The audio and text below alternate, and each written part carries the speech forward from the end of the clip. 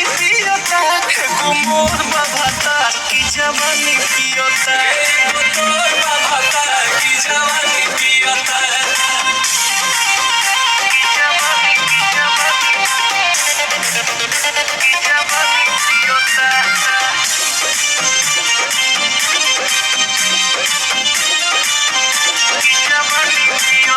नहीं सुनेला मोरा करे जोरी जोरा दबावेला कोरा, हमरा ससुर के छोरा भइल बाछी छोरा ना लाजो बखोरा।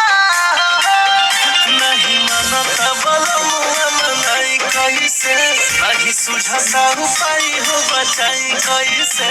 उठी सुती पियता देह तनी पियता, एगो मोर बाभाता की जवानी पियता, एगो तोर बाभाता की जवानी पियता, एगो मोर बाभाता की जवानी पियता।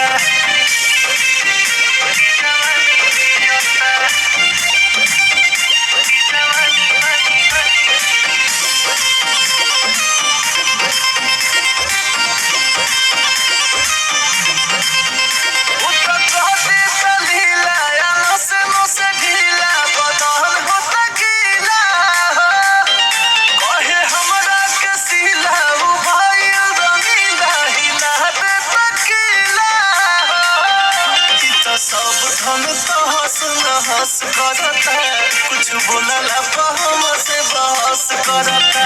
चौहानी समान होके हनी पियता, एगो मोर बाभाता की जवानी पियता, एगो तोर बाभाता की जवानी पियता, एगो मोर